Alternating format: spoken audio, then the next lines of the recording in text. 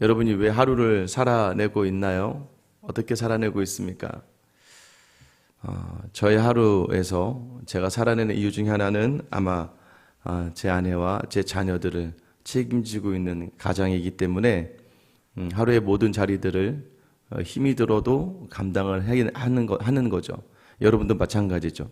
가정의 아버지로, 가정의 어머니로, 또한 누군가의 자녀로 서서 그 자리를 감당해야 되기 때문에, 그러니까 감당해야 될 이유가 아내와 자녀들, 또 목사로서도 마찬가지인 것 같습니다.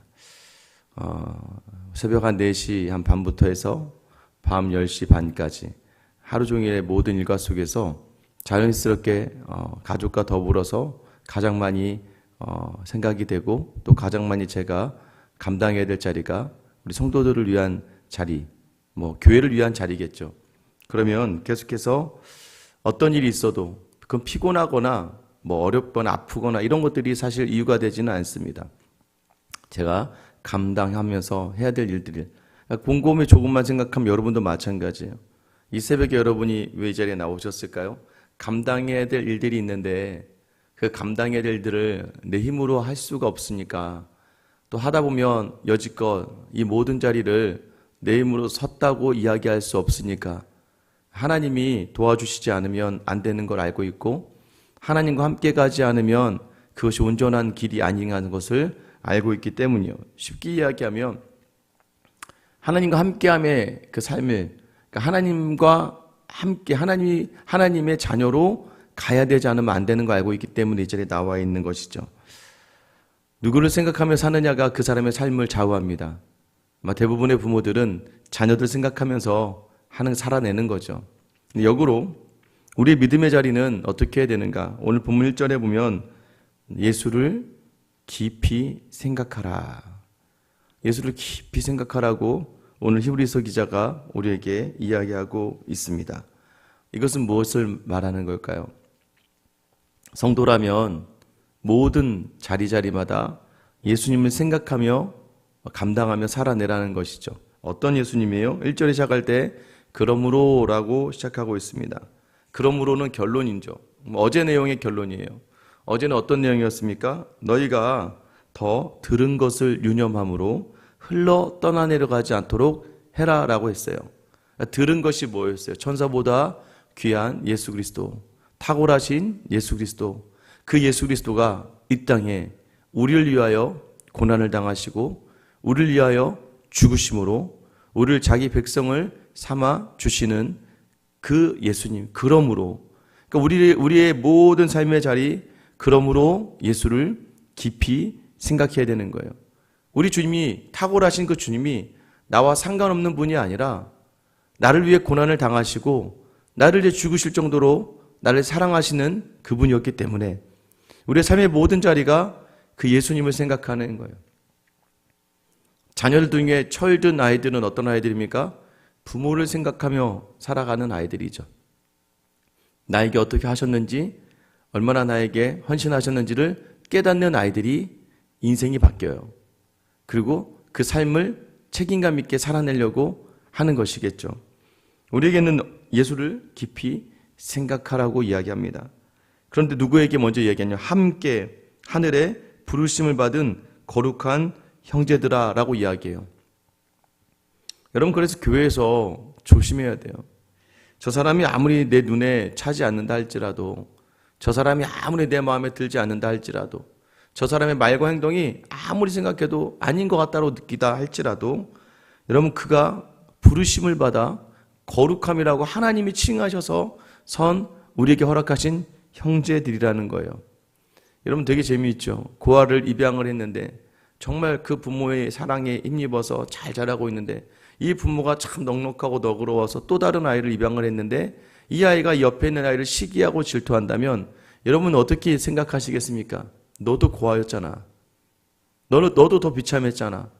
그런데 네가 이 집에서 누리는 것들로 네가 너를 불러주시고 양자를 삼으시고 너를 그렇게 잘 양육해주고 너에게 사랑을 베풀어준 부모를 생각한다면, 부모가 또 다른 자녀로 입양한 이 자녀에게 정말 친동생처럼 잘 해줘야 되는 게 맞지 않겠습니까? 이게 바로 부모를 주를 생각하는 믿음의 성도의 모습이겠죠. 함께요. 함께 하늘의 부르심을 받았다는 걸 자꾸 놓치지 마세요. 그러니까 우리는 어떻게 해요? 우리가 예수님이 돼서 다른 사람을 정죄해요. 나만 받은 것 같아. 나만 특별한 하나님의 사랑을 받는 것 같다고 착각하며 다른 사람을 함부로 정죄하거나 다른 사람을 함부로 판단해서는 안 된다는 것이죠. 우리를 이 자리에 부르신 그 예수 그리스도의 그 사랑을 기억하며 함께 나아가는 거죠. 그런데 그가 누구냐? 우리가 믿는 도리의 사도라라고 이야기해요. 우리가 믿는 도리, 우리가 믿는 것들, 어제 이제 들은 것들, 우리가 모든 들은 하나님의 계획, 하나님의 말씀의 모든 것들의 사도다라고 얘기해요. 아니 어떻게 예수님이 사도가 될 수 있어요? 사도라는 이 단어의 의미는 보냄을 받는 자, 대사 이런 표현을 가지고 있어요. 예수님이 하나님이 보내신 대사, 전권을 가지신 대사이다라는 표현으로 보시면 돼요. 반대로 예수님의 12제자들은 예수님이 보내신 사도, 예수님의 특별한 정권을 위임받고 제자로서 이 땅의 모든 사명을 감당해내는 그러한 제자들 사도라 했다면, 오늘 히브리서 기자는 하나님의 아들 예수 그리스도를 하나님의 사도, 들은 모든 것들, 믿는 모든 도리의 사도다라고 이야기해요. 전권을 가지고 있는 거예요. 여러분 또 하나는 어떻게 표현합니까? 대제사장이신 예수를 깊이 생각하라. 여러분 대제사장의 표현도 사실은 히브리서에서만 사용되어집니다. 여러분 대제사장이 하는 일이 뭐였어요? 가장 크게 대제사장이 하는 일은 물론 제사를 드리지만 1년에 한 번 7월 10일 대속죄일에 하나님께 이스라엘의 죄를 가지고 나아가는 거예요.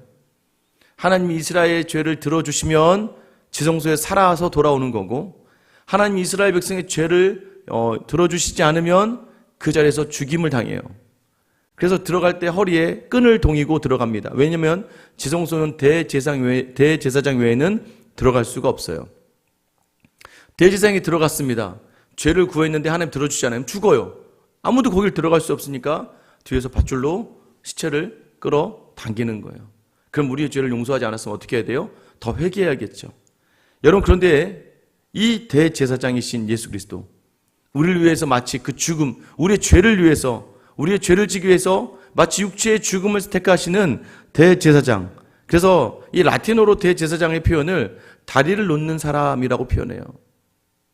그래서 일전에 제가 기억나는 게 어떤 찬양하는 그런 그룹에서 다리를 놓는 사람들이라 이렇게 표현해서 찬양팀을 꾸렸던 걸 기억하는데, 예수님은 우리와 하나님의 사이에 다리를 놓는 사람이다, 다리를 놓는 분으로 오셨다라고 이야기하는, 그러니까 그분을 깊이 생각하라는 거예요. 모든 말씀의 정권을 가진 그런 사도로서, 또한 우리와 하나님의 관계를 온전히 다리를 놓는 그런 분으로서 오신 분. 자, 그러면서 2절부터는 또 한 명의 사람을 등장시킵니다.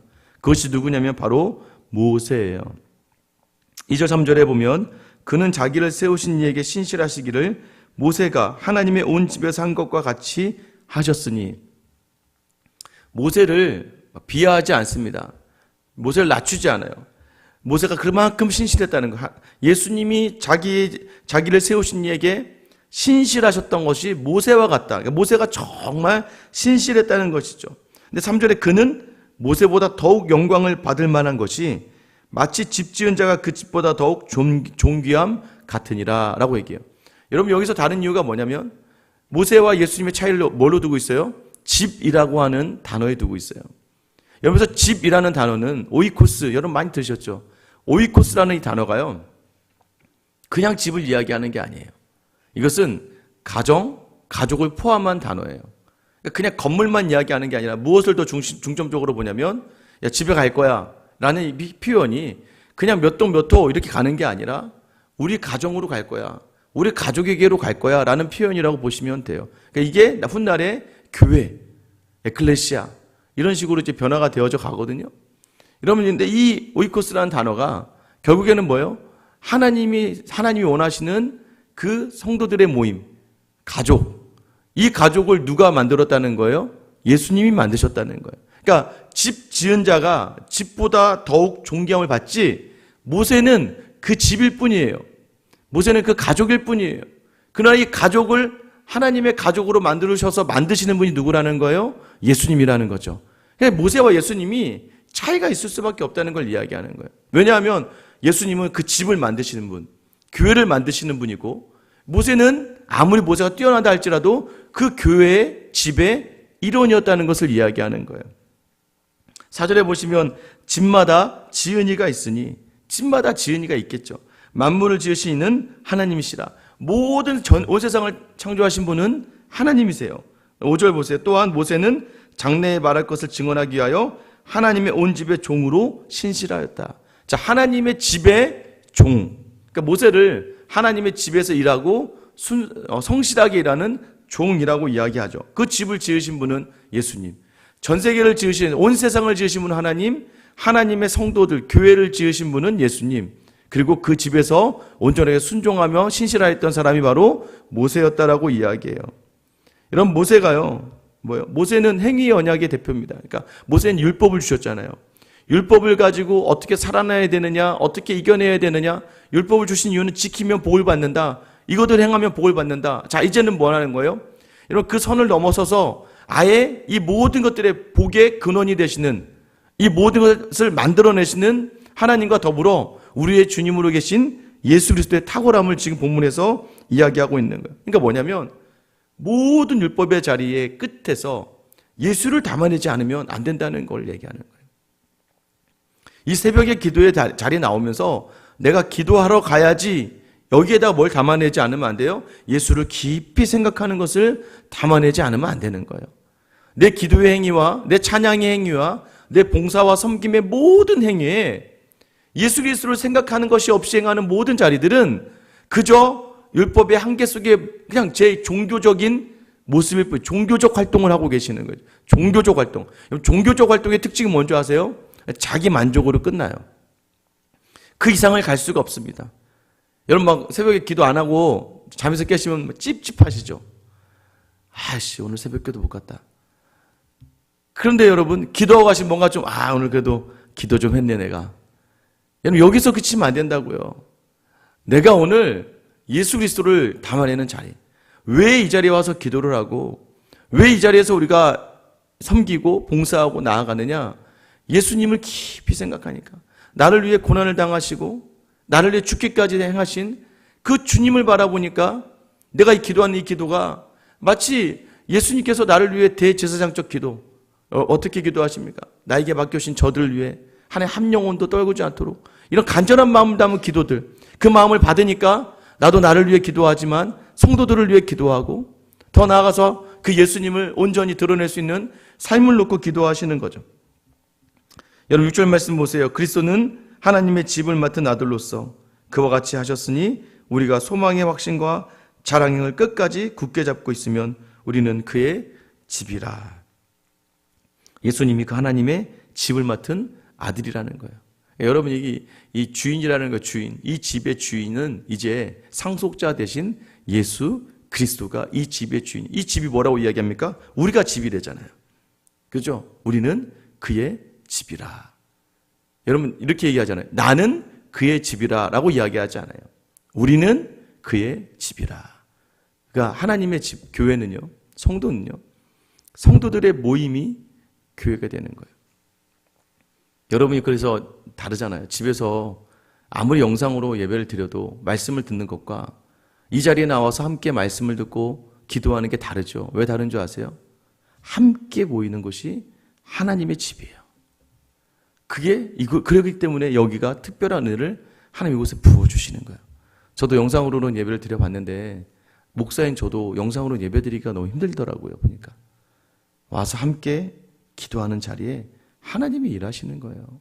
함께 말씀을 듣는 자리에 하나님이 그곳에 임하시는 거예요. 이게 예수 그리스도를 집의 아들로 세워주신 하나님의 계획과 뜻이에요. 여러분, 그래서 흔들리지 말아야 될 게 뭐예요? 지금 누구에게 이걸 전하고 있다고 얘기했어요? 히브리서는 고통받고 억압 속에서 이 믿음의 자리에 대해서 고민하고 있는 유대인들, 흔들리고 있는 유대인들, 예수로만 해야 되는데 자꾸 모세를 담아내려고 하고, 예수로만 해야 되는데 자꾸 천사를 담아내려고 하는 그 유대인들에게 흔들리지 말아라. 누굴 향한 거요? 예수를 향한 마음을 흔들리지 말아요. 소망의 확신, 자랑의 끝이라는 거예요. 제가 사실은 어제 이제 우리 단기선교를 가야 되는데 너무 항공료 값이 오른 거예요. 항공료 값이 너무 올라가지고는 고민이 되는 거예요. 이걸 다시 단원들한테 돈을 좀 더 내라고 해야 되나 말아야 되나.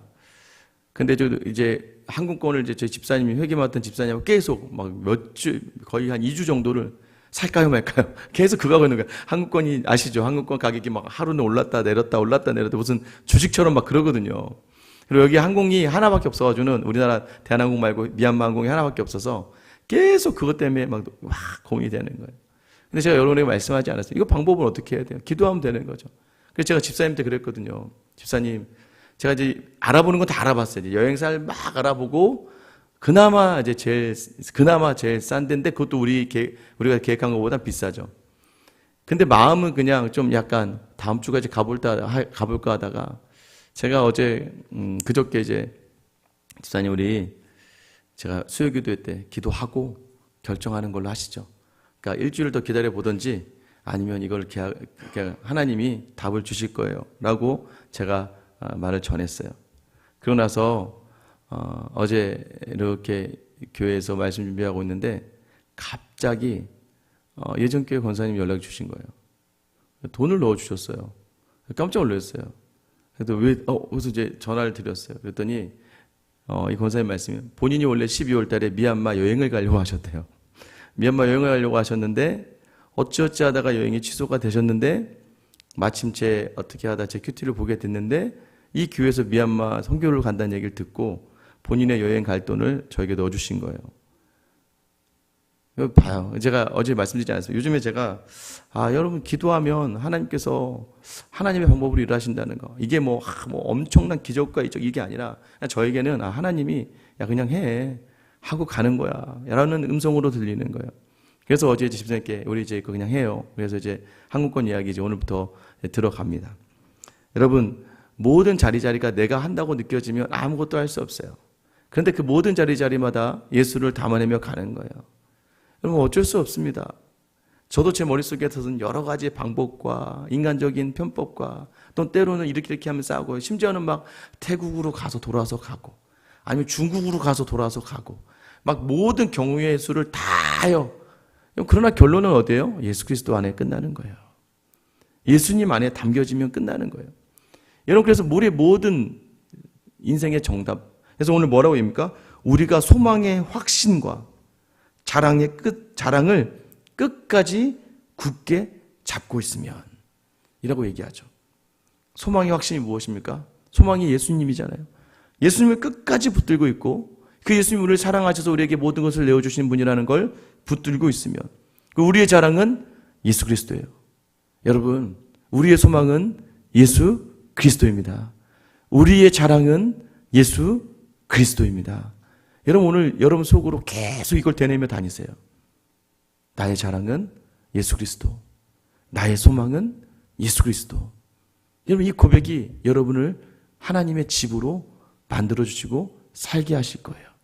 그 예수님이 여전히 우리를 위해 고난받으시고 죽으시며 우리로 하여금 그분을 생각만 해도 우리 찬양했잖아요.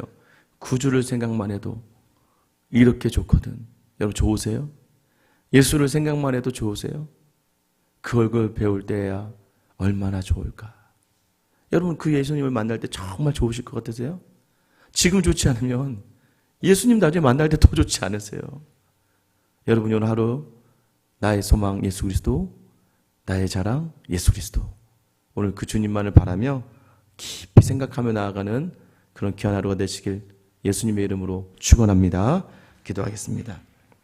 하나님, 오늘도 우리에게 함께 하늘의 부르심을 받은 형제들과 이렇게 말씀을 나누게 하시고 함께 찬양하게 하시며 함께 예수를 깊이 생각하게 해주신 은혜의 자리로 불러주셔서 감사합니다. 하나님, 오늘 주신 말씀처럼 우리의 모든 율법, 행위 위에 예수 그리스도를 온전히 담아내는 저와 우리 모든 성도들 다 되게 하여 주시옵소서. 하나님, 우리의 소망은 예수 그리스도입니다.